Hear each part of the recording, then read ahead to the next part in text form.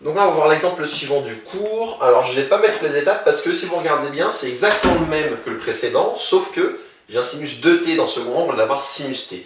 Et y0, y0 va être 0 aussi, ce qui fait qu'en fait, là, on va trouver la même chose. Et à droite, ce qui va changer, c'est que le sinus 2t va fournir un 2 sur p carré plus 4.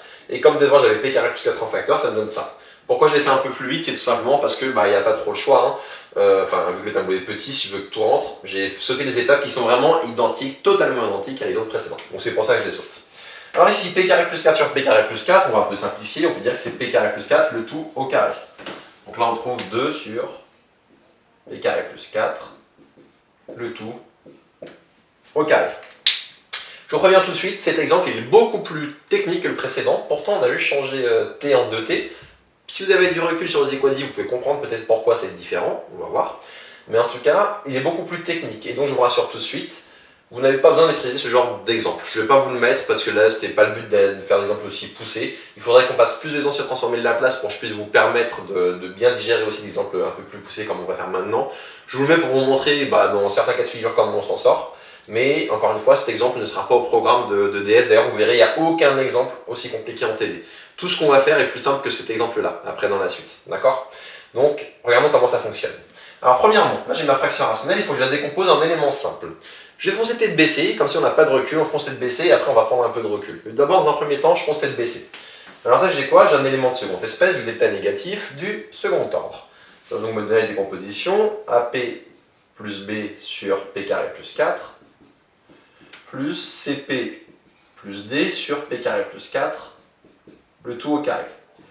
Et là, si vous avez un peu de recul, qu'est-ce que vous observez? Vous observez qu'en fait, cette forme-là, c'est la même que celle-ci, et qu'en fait, ça, c'est déjà un élément simple. Il n'y a pas à décomposer. C'est déjà comme il faut. Et du coup, en fait, si je veux comparer, j'ai A qui vaut 0, B qui vaut 0, C qui vaut 0, D qui vaut 2. Donc, si vous foncez tête baissée, quand vous arrivez là, il faut vous dire, ah, mais attendez, c'est pareil. Donc, en fait, j'ai pas besoin de faire des décompositions d'éléments simples, parce que c'est déjà un élément simple, ça. Du coup, hop, j'efface. C'est déjà un élément simple. Donc, le fait que ce soit plus technique, ça vient pas du fait de décomposition d'éléments simples, mais plutôt de cette chose-ci. Ça, donc, c'est déjà un élément simple, ça veut dire que normalement, je dois pouvoir, avec mon tableau, revenir en arrière, mon tableau sur les transformés de Laplace usuel, revenir en arrière et être capable de trouver Y.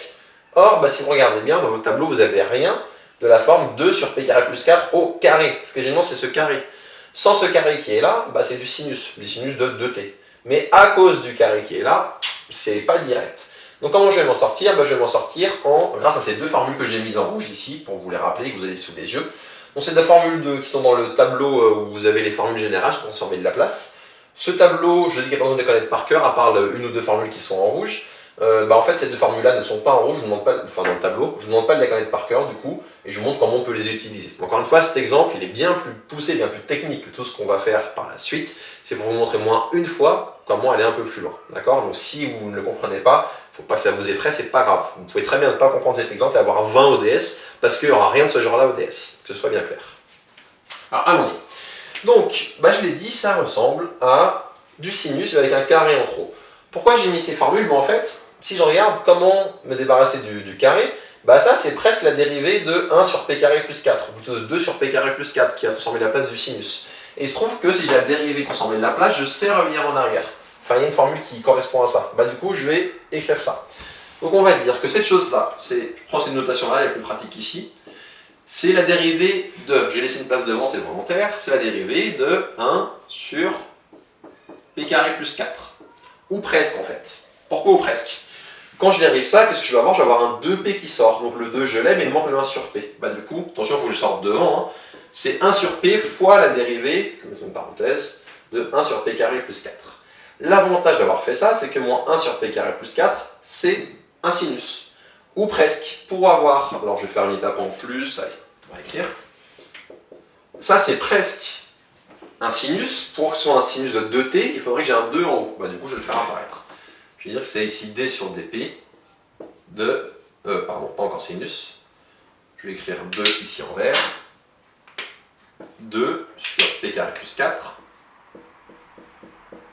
Et bien évidemment, si je multiplie par 2, il faut que je divise par 2. Pourquoi le symbole dérivé ne pose pas de problème? Parce que dérivé, quand vous multipliez par une constante, c'est la constante fois la dérivée. Donc je peux comme ça manipuler les constantes sans problème. Donc comme j'ai fait x2, il faut que je fasse ici 1 sur 2. Et maintenant, comment je m'en sors? Regardons. Quand j'ai la dérivée transformée de Laplace, ça donne quoi? Transformée de Laplace de ma fonction fois x. Alors ici, je vais peut-être adapter mes formules. Enfin, dans mon cours, c'est avec des x. Moi, j'ai mis des t ici, donc ça va être avec dt. Donc, je vais remplacer les x par dt ici, à chaque fois. Et donc, ça va donner du 1 sur dt fois transformée de Laplace, donc de moins t, fois f, qui serait la fonction qui correspond à ça. Donc ça, c'est la transformée de Laplace de quoi? De sinus de t. Donc ça fait moins t sinus de t. Hop, et je ferme ici la parenthèse en b. Donc, je me suis ramené à quelque chose, à la place de quelque chose de connu, mais j'ai un problème, j'ai un facteur devant. Je ne peux pas m'en sortir non plus directement. Mais j'ai une autre formule. Quand j'ai 1 sur p fois une transformée de Laplace, c'est la transformée de Laplace de la primitive de la fonction qui est ici. Donc ça veut dire que le 1 sur p qui est ici, le 1 demi pose pas de problème, c'est une constante, je le mets en facteur. Je le mets en facteur ici, égale 1 demi.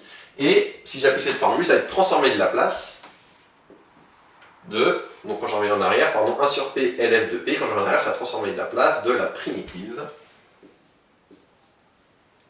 de, j'en suis à où, intégrale de 0, il faut que je remplace les x et les t, donc de la primitive de l'intégrale 0 à t de moins t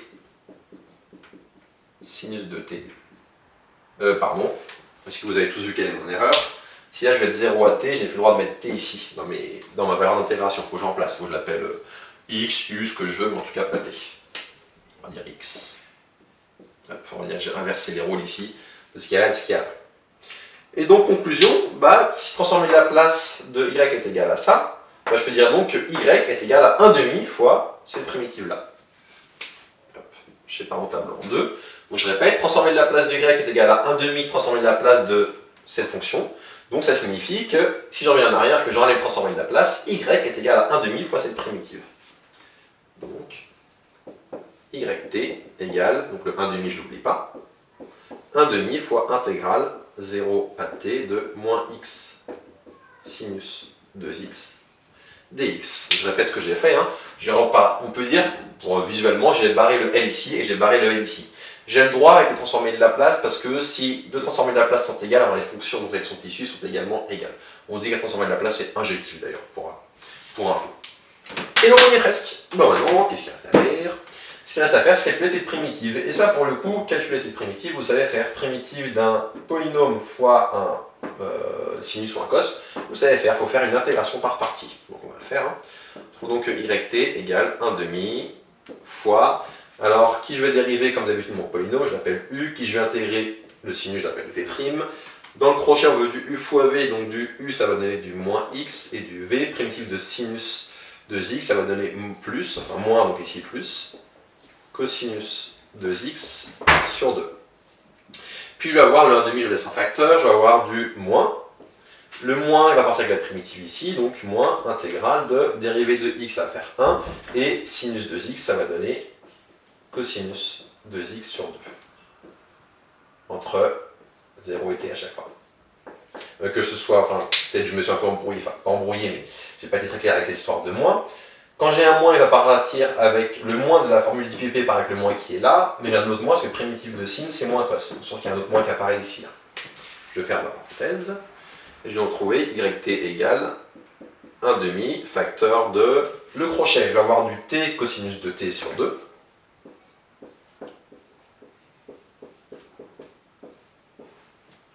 En 0, le x fait 0, donc ce terme il disparaît. Moins primitive de cos de x sur 2, ça va donner du sinus de x sur 4 entre 0 et t. Je ferme la parenthèse. Et maintenant, je peux calculer cette dernière primitive. Alors, je peux défactoriser le 1 demi. 1 demi fois 1 demi, je vais avoir du t cos de t, enfin du 1 quart de t cosinus de t. 1 demi fois moins 1 quart, ça va donner du moins 1 huitième. Et primitive ici de... Oh, je me rends compte que j'ai fait une faute de calcul dès le début. Regardons, elle n'est pas très compliquée à corriger. Dérivée de 1 sur u, c'est moins u' sur u carré. Donc il manque un facteur moins ici. Donc le moins, donc moins,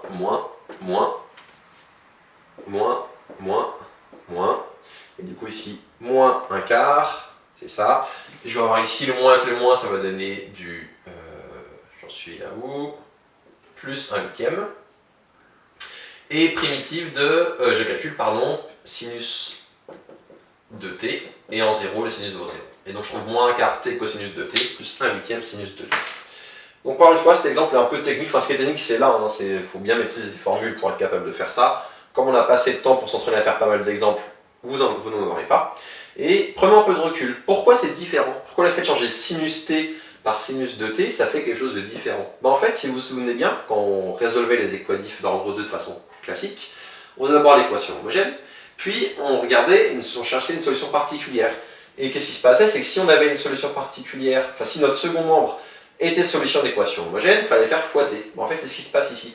Sinus de t, c'est solution de la forme sur laquelle il aurait fallu que je cherche la solution particulière, c'est des solutions d'équation homogène. Et du coup, ce qui se passe, c'est qu'il faut faire fois t, d'où le fois t qui apparaît ici. Et pourquoi il y a du cos? Parce que je vous rappelle que même quand il n'y a qu'un signe au second membre, on peut avoir du signe et du cos. Et ça termine pour le calcul et la résolution de cette équation différentielle.